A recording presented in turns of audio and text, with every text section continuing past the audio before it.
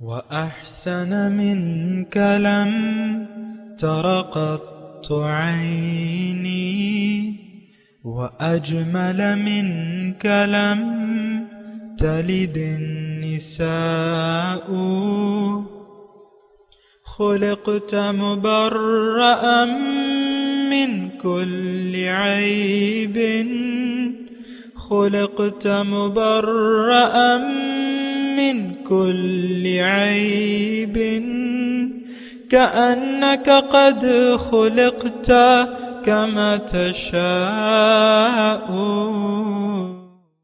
كتاب أنزلناه إليك مبارك ليدبروا آياته وليتذكر أولو الألباب.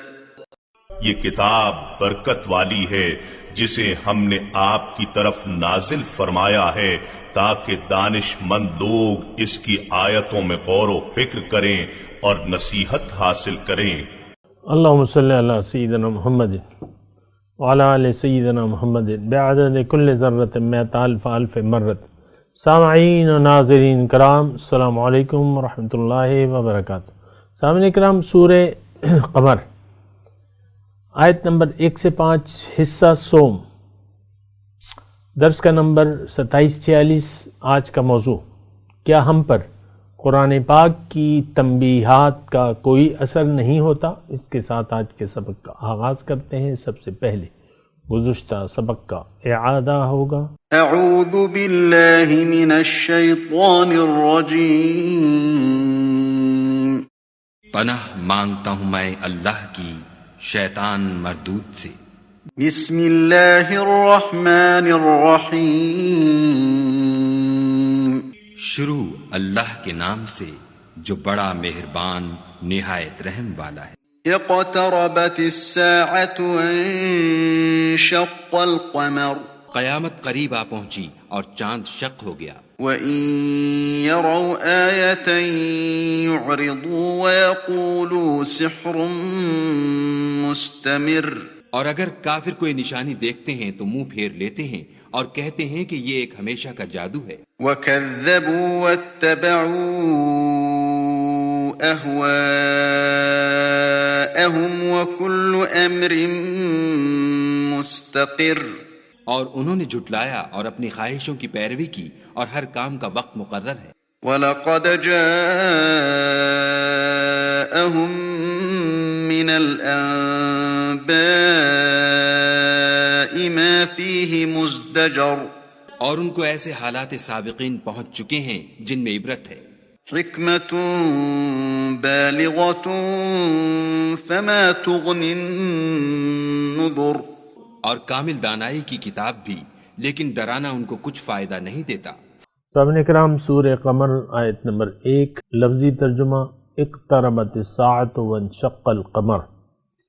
قیامت قریب آ پہنچی اور چاند دو ٹکڑے ہو گیا. وَإِن يَرَوْا آيَةً يُعْرِضُوا وَيَقُولُوا سِحْرٌ مُسْتَمِرٌ. اور اگر وہ کوئی نشانی دیکھتے ہیں تو منہ پھیر لیتے ہیں اور وہ کہتے ہیں کہ یہ تو ہمیشہ سے چلا آنے والا طاقتور جادو ہے. وَكَذَّبُوا وَاتَّبَعُوا أَهْوَاءَهُمْ. اور انہوں نے جھٹلایا حق کو اور اپنی خواہشات کے پیچھے چلے. وَكُلُّ أَمْرٍ مستقر. اور ہر کام کا ایک وقت مقرر ہے. وَلَقَدْ جَاءَهُم مِّنَ الْأَنبَاءِ مَا فِيهِ مُزْدَجَرٌ. اور بے شک ان کے پاس ایسی خبریں آ چکی ہیں جس میں بڑی عبرت اور سرزنش ہے، دھمکی ہے. حکمت بالغۃ فما تغنی النذر. یہ قرآن کامل دانائی اور حکمت ہے، کیا پھر بھی فما تغنی النذر، پس کوئی فائدہ نہ ہوا ڈراوے کا. سامعین کرام، سورہ قمر ہے اور بنیادی طور پہ جو اس میں مضمون ہے وہ ہمارے لیے ہے. دیکھیں، فما تغنی النذر، اس میں 2-3 نقطے ہیں وہ بار بار آ رہے ہیں اور اس کو آپ دیکھیں، میں اللہ تعالیٰ کی عطا سے بیان کرتا ہوں۔ ایک تو یہ ہے کہ قیامت جو ہے وہ قریب ہے، جزائے اعمال ضرور ہوگی اور اس کا وقت قریب ہے۔ اور یہ جملہ اس وقت کہا گیا تھا جب حضور صلی اللہ علیہ وسلم تشریف لائے، اور یقیناً اب تک کوئی 1450 سال کا عرصہ گزر چکا ہے، لیکن بات ٹائم کی نہیں ہے، بات ہے فیصلے کی۔ فیصلہ ہو چکا ہے، قیامت کا دن مقرر ہے، اس کا علم اللہ تعالیٰ کو ہے۔ اور پھر یہ ہے کہ دیر ہو یا سویر ہو، جلدی ہو یا بعد میں ہو، قیامت کے دن آئے گا، اور جب بھی آئے گا۔ لیکن یہ ہے کہ دیکھیں اس میں وقت کوئی اہمیت نہیں رکھتا۔ اگر آپ مر گئے تو آپ کی قیامت تو قائم ہو گئی۔ جزائے مال کا جزوی طور پہ تو آغاز زندگی سے ہی ہو جاتا ہے، یا تو زندگی آپ کی اچھی گزرے گی یا بری گزرے گی، لیکن قبر، عذاب قبر حق ہے، قیامت قرآن میں بھی اس کا تذکرہ ہے۔ تو بہرحال ایک بات جو ہے وہ جزائے اعمال کی ہے۔ پھر یعنی تکذیب کی ہے۔ یہ میں نے آپ کو گزشتہ سبق میں کہ تکذیب اگر ہو گئی حق کی تو پھر یعنی پھر تنبیہ ہے، پھر عذاب ہے۔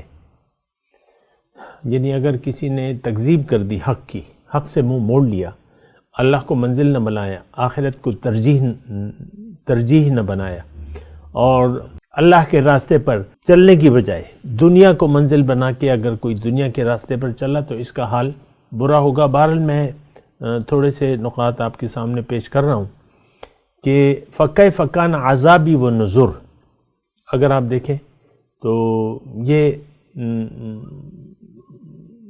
یعنی بار بار آیا ہے، فقہ فقان عذابی و نذر، کیسا ہوا میرا عذاب؟ یعنی یہ نوح علیہ السلام کے بارے میں، قوم نوح علیہ السلام کے بارے میں، کہ میرا ڈراوا کیا ہوا، کیا وہ سچ تھا یا نہیں تھا، عذاب آیا قوم نوح پہ۔ اسی طرح تقریباً ہر قوم کے بارے میں اللہ تعالیٰ نے یہ بات دہرائی ہے، فقہ فقان عذابی و نذر۔ اچھا، اس میں ایک دوسری بات جو ہے وہ یہ ہے کہ اللہ تعالیٰ نے فرمایا ہے حکمت بالغۃ فما تغنی النذر، یعنی آغاز سے یہ انذار کی بات شروع ہو گئی ہے۔ اگر آپ غور کیجئے ساری صورت پہ اگر نظر ڈالی، انذار، تنبیہ، خبردار کرنا۔ انذار کیا ہے؟ نبی آتا ہے تو وہ خبردار کرتا ہے۔ کوہ صفا پہ جب حضور صلی اللہ علیہ وسلم انہوں نے تبلیغ کا آغاز کیا، وَأَنذِرْ عَشِيرَتَكَ الْأَقْرَبِينَ، تو وہ کیا تھا؟ وہ انذار تھا کہ لوگوں تمہارے برے اعمال،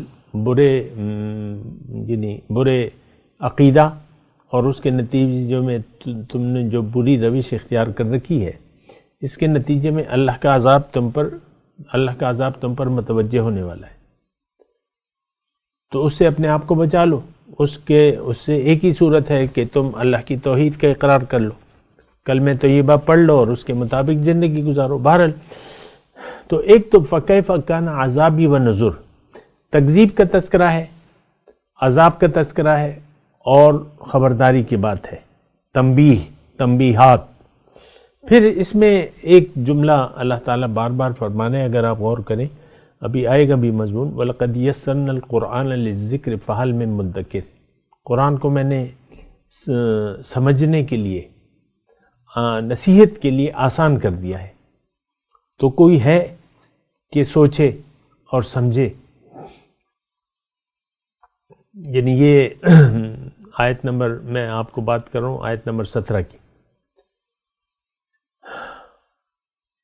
کیا کوئی نصیحت قبول کرنے والا ہے؟ دیکھیں ایک بات اس میں ضمنی طور پہ کہہ دوں کہ چلیں وہ آیت آئے گی تو پھر میں آپ کو تذکرہ کر دوں گا لیکن میں آپ کو کہہ رہا ہوں ایک تو نصیحت حاصل کرنا ہے اور خبردار ہونا ہے، اگر نہ ہوئے تو پھر عذاب کی تنبیہ ہے، اور حق کی تصدیق کی بات ہو رہی ہے، حق کو جھٹلانے سے منع کیا جا رہا ہے، جیسے کہ سورت کے آغاز میں ہی ہے وَكَذَّبُوا، انہوں نے جھٹلایا، کس نے؟ 2023 کے مسلمان نے، اور خواہشات کی پیروی کر رہے ہیں، اور عذاب کا وعدہ تو ہوگا جب بھی ہو، وَكُلُّ أَمْرٍ، اس کا ایک وقت مقرر ہے۔ تو یہ سارے مضامین ہیں سامعین کرام، خاص طور پہ ہمارے لیے ہیں، آج کے مسلمان کے لیے۔ دیکھیں میں آپ کو آہستگی سے وہ جرائم جس میں ہم مبتلا ہیں وہ میں آپ کو مختصر طور پہ، ایک تو یہ ہے کہ دنیا کا دھوکہ ہم نے کھا لیا ہے، یعنی دنیا کا ایک دھوکہ لگ گیا ہے کہ یہ حاصل دنیا حقیقت ہے، جو کچھ بھی آپ کو حاصل ہو جائے، میں بریگیڈیئر بن گیا، میں جنرل بن گیا، میں وزیر اعظم بن گیا، میں گریڈ 26 کا افسر بن گیا، میرا کارخانہ ہے، میرے امپورٹ ایکسپورٹ کا کاروبار ہے، اور یہ یعنی آپ نے حاصل دنیا، یعنی دنیا کو آپ نے حقیقت تصور کر لیا، نمبر ایک، پھر آپ نے اس کو منزل بنا لیا، پھر آپ اس کے پیچھے دوڑنے لگے۔ تو دیکھیں جو ابھی جو اقوام کا حال بیان ہو رہا ہے، ابھی آئے گا، قوم نوح سے لے کے قوم موسیٰ یا فرعون کی بات تک یہ باتیں ہوں گی ابھی۔ تو انہوں نے کیا کیا تھا؟ پیغمبر کی دعوت کو جھٹلا دیا تھا، جس طرح کہ ہم نے جھٹلایا ہے۔ دیکھیں ٹھہر جائیں ذرا، سوچیں اس بات پہ، کیا میں غلط کہہ رہا ہوں؟ کیا میں جھوٹ بول رہا ہوں؟ میں کیا کہہ رہا ہوں کہ تمام جن قوموں پہ عذاب آیا اس کی وجہ یہ تھی کہ انہوں نے پیغمبر کی دعوت کو قبول نہیں کیا۔ تو کیا آج کا مسلمان پیغمبر کے راستے پر چل رہا ہے؟ سوال یہ ہے، کیا آج کے مسلمان کی منزل اللہ ہے؟ کیا آج کے مسلمان کی ترجیح آخرت ہے؟ کیا آج کے مسلمان کی ترجیح مفاد دنیا نہیں ہے؟ کیا ہم دنیا کے مفاد کو جو بھی ہو اس کو حقیقت نہیں سمجھتے ہیں؟ ہمارا تو دماغ خراب ہو گیا ہے۔ آپ کو یہ بات اچھی لگے یا نہ لگے، دیکھیں دماغ خراب ہو تو پھر کوئی بات جو ہے آپ کو ٹھیک نہیں لگتی، یعنی ایک جذبے کا غلبہ ہو جائے پھر انسان اول فول بکتا رہتا ہے۔ مثال کے طور پہ عرض کر رہا ہوں، ایک جذبہ، مطلب اگر آپ کا ایک جذبہ آپ پر غالب ہو جائے، ایک خواہش غالب ہو جائے یا ایک سوچ غالب ہو جائے آپ کے ذہن پہ اور شدت وہ اختیار کر لے، تو پھر آپ تو اسی کے حساب کے بولیں گے۔ دیکھیں اصل میں دنیا کی محبت وہ ہمارے دل میں جڑ پکڑ چکی ہے، دنیا کی محبت میں گرفتار ہے، اللہ کی محبت تو ہے ہی نہیں۔ اللہ کو تو ہم جانتے بھی نہیں ہیں، اور حقیقت یہ ہے کہ ہم تو اپنے آپ کو بھی نہیں جانتے۔ تو جب آپ اپنے آپ کو نہیں پہچانتے تو اپنے رب کو کیا پہچانیں گے؟ یہ بات بھی ہے۔ تو میں یہ بات کر رہا تھا، ہمارا دماغ خراب ہو گیا ہے، ہر چیز کو اپنے ذاتی فائدے کے پیمانے میں تولتے ہیں، یہاں تک کہ اللہ کی بات کو بھی ہمیں یقین نہیں ہے۔ اللہ تعالیٰ، اب میں کیا کروں، ایک بات تو نہیں ہے نا، اللہ یہ فرما رہا ہے کہ بھئی اللہ کی راہ میں مال و جان کو کھپاؤ، اپنا مت سمجھو، اس کو امانت سمجھو اور اللہ کی رضا کے لیے اس کو خرچ کرو، مال کو بھی اور جان کو بھی۔ لیکن ہم تو یہ کرنے کے لیے تیار نہیں ہیں۔ وہی جو میں نے جملہ کہا آپ کو اللہ تعالیٰ کی عطا سے کہ ہر چیز کو ہم اپنے مفاد کے ترازو میں تولتے ہیں، چاہے وہ پیغمبر کی بات ہو، چاہے وہ قرآن کا اللہ کا حکم ہو۔ مثال کے طور پہ اللہ کے رسول نے فرمایا الراشی والمرتشی فی النار، مثال دے رہا ہوں اور نہایت آہستگی سے میں دینا چاہتا ہوں یہ تو ہے حدیث، آپ نے سب نے سنی دفتروں میں جہاں رشوت کا چلن زوروں پہ ہے وہاں بڑے بورڈ پہ لگایا ہوا ہے ان لوگوں نے، خاص طور پہ محکمہ مال والوں نے، پٹواری یہ جو بھی ہے نا، تو کوئی بھی شخص رشوت لے تو اس نمبر پر اطلاع کریں یہ بھی ایک تماشا ہے نا۔ بہرحال میں آپ کو یہ کہہ رہا ہوں کہ ہر چیز کو ہم اپنے مفاد کے ترازو میں تولتے ہیں، یہاں تک کہ اللہ کے حکم کو بھی اور رسول کے فرمان کو بھی۔ اب یہ جو میں آپ کو کہہ رہا ہوں کہ رشوت لینے اور دینے والا دونوں جہنمی ہے، اب یہ آیت یہ تو صحیح حدیث ہے، لیکن ہم اپنے مفاد کو دیکھتے ہیں، ہمارا مفاد کس میں ہے؟ پیسے آ رہے ہیں، 1 لاکھ آ رہے ہیں، بڑی بڑی رشوتیں ہیں، کک بیکس ہیں، کرپشن ہے، کک بیکس ہیں، تو ہم یہ ایک بات آپ نوٹ کریں نا، میں صرف سمجھ کے لیے ایک بات کہہ رہا ہوں، اور جملہ میں نے کیا کہ ہر چیز کو ہم اپنے ذاتی مفاد، دنیا کے مفاد کے ترازو میں تولتے ہیں، اگر وہاں پورا اترتی ہے کرتے ہیں ورنہ نہیں کرتے۔ بہت سی ایسی مثالیں ہماری تو ہم نے تو دین سے کھیل تماشا بنا لیا ہے۔ وَذَرِ الَّذِي ہمارے بارے میں قرآن میں ہے، وَذَرِ الَّذِينَ اتَّخَذُوا دِينَهُمْ لَهْوًا وَلَعِبًا وَغَرَّتْهُمُ الْحَيَاةُ الدُّنْيَا، ان لوگوں کو چھوڑ دو اے داعی قرآن، ان لوگوں سے توجہ ہٹا لو جنہوں نے دین کو ایک کھیل تماشا بنا لیا ہے اور دنیا کی زندگی کو انہوں نے ترجیح دے دی، غرتہم الحیاۃ الدنیا۔ اس بات پہ غور کریں، یہ بڑی یعنی ایک بہت بھاری بات ہے جو میں کہہ رہا ہوں۔ میں کیا کہہ رہا ہوں کہ ہر چیز کو، خواہ کہ وہ اللہ کا حکم اور رسول کے فرمان ہی کیوں نہ ہو، اپنے مفاد کے ترازو میں تولتے ہیں، اگر ٹھیک ہے تو لے لیتے ہیں ورنہ چھوڑ دیتے ہیں، پرواہ نہیں ہے۔ اللہ فرماتا ہے کہ بھئی سود اگر تم لیتے ہو تو اللہ سے اعلان جنگ کے لیے تیار ہو جاؤ۔ ہم تیار ہیں، اللہ سے حالت جنگ میں ہے، سودی لین دین حکومتی سطح پر شروع ہے، پرائیویٹ ادارے بھی ہیں بہت سے آ گئے، آج کل تو وہ موبائل پہ بھی قرضے دینے والے ہیں اور کھلم کھلا سود لیتے ہیں، اور لوگ قرضے لیتے بھی ہیں ان سے پھر پچھتاتے بھی ہیں۔ انفرادی اور اجتماعی طور پہ ہر بات کو ہم اپنے، یہ میں بڑی گہری بات کر رہا ہوں، اور میں اپنے آپ کو بھی دیکھوں گا اور آپ خود دیکھیں کہ کیا یہ جملہ میں درست کہہ رہا ہوں، کیا ایسا نہیں ہے؟ کیا حقیقت یہ ہے کہ ہر چیز کو ہم ذاتی مفاد کے ترازو میں تولتے ہیں، پہلے ہے تو ٹھیک ہے، نہیں ہے تو نہیں کرتے۔ ہماری حالت تو بہت بری ہے۔ اس کی وجہ یہ ہے کہ دیکھیں، جو ہم اسلام کو یعنی جس طرح ہم دعویٰ کر رہے ہیں، حقیقت میں تو دین کی حقیقت کو نہ ہم جانتے ہیں نہ جاننا چاہتے ہیں۔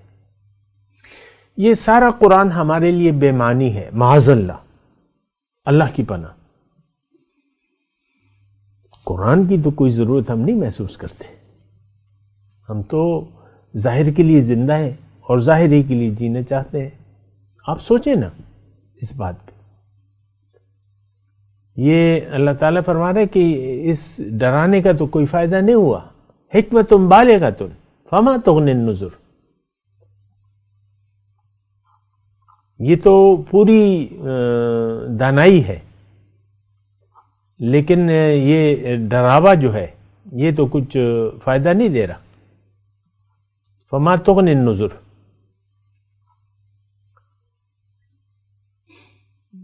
ڈر سنانے والے کچھ فائدہ نہیں دیتے۔ آپ مجھے بتائیں مشرکین مکہ کو کیا فائدہ ہوا؟ حالانکہ جو گزشتہ سورت تھی سورہ نجم، انہوں نے بے اختیار سجدہ کر لیا تھا، جب آیت سجدہ آئی تو حضور نے سجدہ کیا، سب یعنی جو پکے مشرک تھے انہوں نے بھی سجدہ کر لیا، اتنی پر اثر کلام تھا کہ وہ مجبور ہو گئے سجدہ کرنے کے لیے۔ تو حکمت بالغۃ ہے، لیکن کیا وہ تو پھر سجدہ کر کے پھر اینڈ گئے کہ نہیں جی یہ نہیں، یہ جی یہ تھا، یہ تھا، وہ تھا۔ آج بھی دیکھیں کوئی، دیکھیں اس میں فما تغنی النذر، ڈرانا ان کو کوئی فائدہ نہیں دیتا۔ آج میں آپ سے کہہ رہا ہوں، آج جو ہمیں کوئی فائدہ نہیں دیتا۔ اب قرآن میں عذابات ہیں، ویسے ایک بات میں کر رہا ہوں، عذابات ہیں، مختلف عذابات ہیں، لیکن ہمیں تو کوئی فائدہ نہیں ہے، ہم یقین ہی نہیں کرتے۔ بڑے دردناک عذاب کی یعنی جو بیان ہو رہا ہے، کھولتا ہوا پانی پینے کے لیے، آپ تصور کر سکتے ہیں؟ یہاں آپ کھولتا ہوا پانی پینے کا تصور کر سکتے ہیں، وہاں آپ کو پینا پڑے گا۔ زخموں کے، دوزخیوں کے زخموں کا دھون، یہ بھی گرم گرم آپ کو پینا پڑے گا۔ یہاں آپ تصور کر سکتے ہیں؟ نہیں۔ یہاں آپ تصور کر سکتے ہیں کہ ایک پلنگ یا ایک نیچے بھی آگ کا بستر، اوپر آگ کی چادر، بیچ میں آپ تصور کر سکتے ہیں؟ نہیں، وہاں ہوگا یہ زقوم کھانے کو ملے گا، بہت گرم۔ ان شجرۃ الزقوم طعام الاثیم، اور اتنا گرم ہوگا جب مطلب وہ آپ کھائیں گے تو آپ کی حالت بری ہو جائے گی۔ یہاں آپ تصور نہیں کر سکتے۔ یہاں تو تھوڑا سا نمک کم زیادہ ہو تو آپ منہ بنا لیتے ہیں اور ناپسند کرتے ہیں۔ وہاں ان شجرۃ الزقوم طعام الاثیم، گناہگاروں کی خوراک ہے وہ۔ اور پھر عذاب، اوپر چڑھنے کا عذاب، اوپر چڑھیں گے پھر گرا دیا جائے گا، پھر چڑھیں گے پھر گرا دیا جائے گا۔ اور جو ہے چنگاریاں اونٹ کی طرح، بشرر کالقصر کأنہ جمالۃ صفر، گویا کہ زرد اونٹ ہے، اتنی بڑی بڑی چنگاریاں۔ تو وہاں آپ کو یہ بھگتنی پڑیں گی، اور ہمیشہ کے لیے۔ دیکھیں کوئی وقفہ نہیں آئے گا، یہ بھی قرآن کی آیت ہے، وہاں وقفہ نہیں ہوگا عذاب میں۔ یہاں تو بہت بھی سخت کام کرتے ہیں تو 8 گھنٹے بعد آپ کو وقفہ مل جاتا ہے۔ 24 گھنٹے میں 8 گھنٹے ٹائم ہے مثال کے طور پہ، یا چلو 16 گھنٹے ٹائم، 16 گھنٹے آپ کام کرتے ہیں، 8 گھنٹے تو آپ کو مل جاتے ہیں۔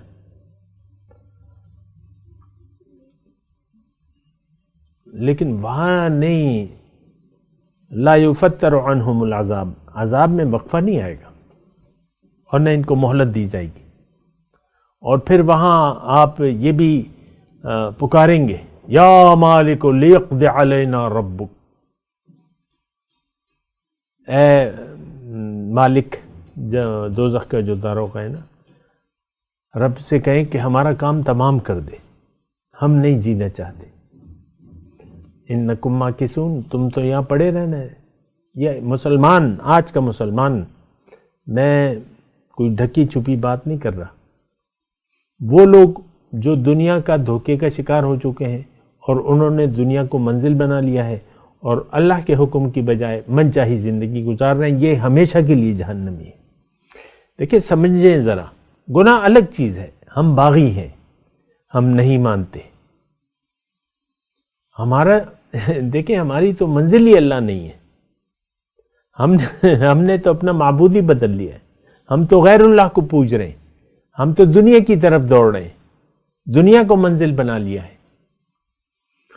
اللہ اللہ اللہ، خش عن ابصارہم، دیکھیں یہ فما تغنی النذر، ڈرانا کوئی فائدہ نہیں دے رہا۔ تو بس یہی بات ہے، باقی تو آپ دیکھ لیں کہ کیا ہے۔ میں آپ کو دیکھیں خلاصہ کلام یہ ہے کہ یہ ساری صورت جو ہے ہمارے لیے، ہم میں اور قوم عاد میں، قوم سمود میں، قوم نوح میں کوئی فرق نہیں ہے۔ طریقہ کار، جھٹلانے کے طریقہ کار میں فرق ہے،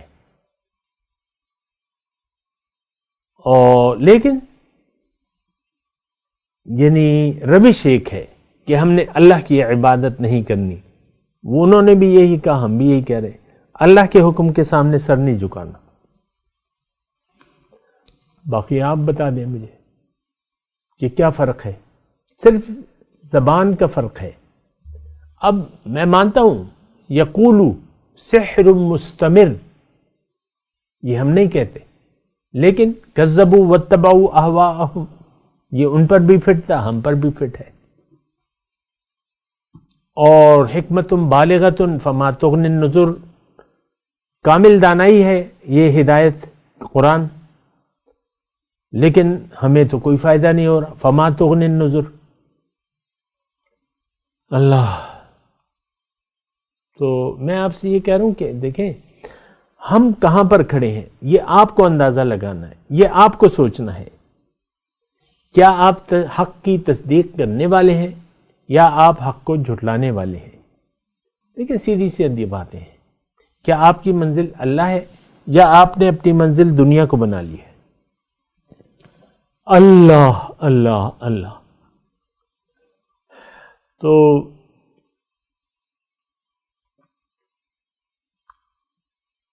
اب یہ ہے نا کہ وہ دیکھیں جو نتائج ان کو بھگتنا پڑے، آخری الفاظ کہہ رہا ہوں، جو نتائج حق کو جھٹلانے کے ان کو بھگتنے پڑے، وہی نتائج ہم پر وارد ہونے والے ہیں، بلکہ ہم اس کا شکار ہیں. آج مسلمان قوم اللہ کی مجرم ہے، اللہ کی باغی ہے، اللہ کی اس پر لعنت ہے، اللہ تعالیٰ کا اس پر عذاب ہے. لعنت نہ ہوتی تو آپ تو غالب ہوتے، اگر رحمت ہوتی تو آپ تو غالب ہوتے. اللہ نے وعدہ کیا ہوا ہے انتم العالون ان کنتم مؤمنین، تم غالب ہو گے اگر تم مومن ہو، لیکن ہم تو مومن نہیں ہیں. اللہ اللہ. میں آپ سے ملتمس ہوں کہ آپ سوچیں، سورہ قمر کو ہم پڑھ رہے ہیں، یہ ساری صورت ہمارے لیے ہمارے حالات کی عکاسی کرتی ہے. اور میں تو آپ کو بتا رہا ہوں فَكَذَّبُوا وَاتَّبَعُوا أَهْوَاءَهُمْ، 100% ہمارے بارے میں ہے. انہوں نے جھٹلایا. آج کے مسلمان نے اپنی مرضی سے زندگی گزار رہے. حکمت بالغۃ فما تغنی النذر، کامل دانائی ہے لیکن ہم تو اس سے فائدہ نہیں لے رہے، کوئی ڈراوا کام نہیں آ رہا، ہم تو یقین ہی نہیں رکھتے. تو میں تلاوت کرتا ہوں، میرے ساتھ دہرائیے. اعوذ باللہ من الشیطان الرجیم، بسم اللہ الرحمن الرحیم. اقتربت الساعة وانشق القمر وَإِن يَرَوْا آيَةً يُعْرِضُوا وَيَقُولُوا سِحْرٌ مُسْتَمِرٌ وَكَذَّبُوا وَاتَّبَعُوا أَهْوَاءَهُمْ وَكُلُّ أَمْرٍ مُسْتَقِرٌ وَلَقَدْ جَاءَهُم مِّنَ الْأَنبَاءِ مَا فِيهِ مُزْدَجَرٌ حکمت بالغۃ فما تغنی النذر. اب ان آیت کی تلاوت اور ترجمہ. اعوذ باللہ من الشیطان الرجیم، پناہ مانگتا ہوں میں اللہ کی شیطان مردود سے. بسم اللہ الرحمن الرحیم، شروع اللہ کے نام سے جو بڑا مہربان نہایت رحم والا ہے. اقتربت الساعة وانشق القمر، قیامت قریب آ پہنچی اور چاند شق ہو گیا. وَإِن يَرَوْا آيَةً يُعْرِضُوا وَيَقُولُوا سِحْرٌ مُسْتَمِرٌ، اور اگر کافر کوئی نشانی دیکھتے ہیں تو منہ پھیر لیتے ہیں اور کہتے ہیں کہ یہ ایک ہمیشہ کا جادو ہے. وَكَذَّبُوا وَاتَّبَعُوا أَهْوَاءَهُمْ وَكُلُّ أَمْرٍ مُسْتَقِرٌ، اور انہوں نے جھٹلایا اور اپنی خواہشوں کی پیروی کی اور ہر کام کا وقت مقرر ہے. وَلَقَدْ جَاءَهُم جاءهم من الأنباء ما فيه مزدجر اور ان کو ایسے حالات سابقین پہنچ چکے ہیں جن میں عبرت ہے، حکمت بالغۃ فما تغنی النذر، اور کامل دانائی کی کتاب بھی، لیکن ڈرانا ان کو کچھ فائدہ نہیں دیتا۔ اس کے ساتھ ہی آج کے درس کا وقت اختتام کو پہنچا۔